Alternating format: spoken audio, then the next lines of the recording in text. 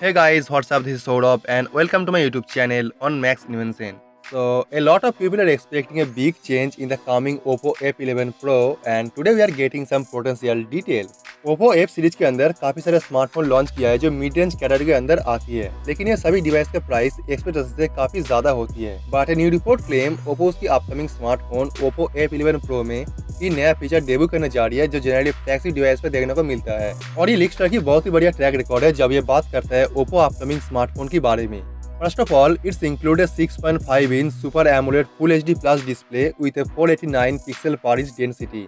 और ये 489 पिक्सल पर इंच डेंसिटी डिस्प्ले को और भी शार्पनेस एंड वाइब्रेंट कलर के साथ प्रोवाइड करेगा। आप अगर देखेंगे सैमसंग स्मार्टफोन की डिस्प्ले क्वालिटी अदर स्मार्टफोन की डिस्प्ले से काफी बेहतरीन होती है और Samsung flagship device Samsung Galaxy S9 plus and Samsung Galaxy note 9 की डिस्प्ले दुनिया की सबसे बेहतरीन स्मार्टफोन डिस्प्ले माना जाता है, क्योंकि सैमसंग स्मार्टफोन की डिस्प्ले पिक्सल अदर स्मार्टफोन के मुकाबले काफी इंक्रीज होती है और यहाँ पे ओप्पो भी इसके ऊपर ध्यान दे रहा है ताकि डिस्प्ले को और भी वाइब्रेंट कलर के साथ इंट्रोड्यूस किया जा सके।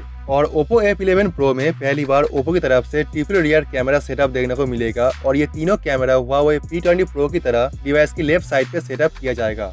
And we still don't know what these triple camera lenses are gonna be. If I were to guess, the first one is a standard lens, the second one could be a depth sensor lens, and the third one could be a monochrome lens for better low light image capabilities.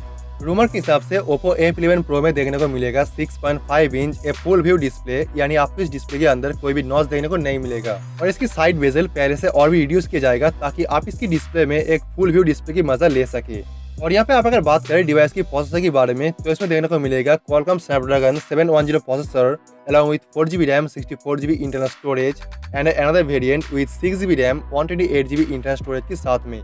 Generally हम सभी जानते हैं कि Oppo उसकी smartphone launch करती है selfie camera को highlight करके और इस बार आप Oppo F11 Pro में देख पाएंगे 25 मेगापिक्सल सेल्फी शूटर और इसमें देखने को मिलेगा सभी तरह की AI टेक्नोलॉजी जिसकी मदद से आप कोई भी कंडीशन में बेहतरीन सेल्फी कैप्चर कर पाएंगे।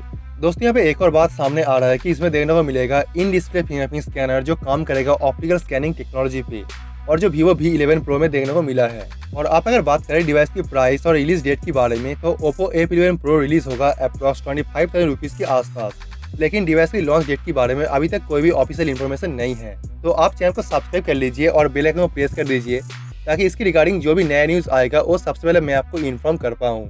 So let me know what you think about this in the comments down below and I will see you tomorrow in the next one. So thank you. Peace out.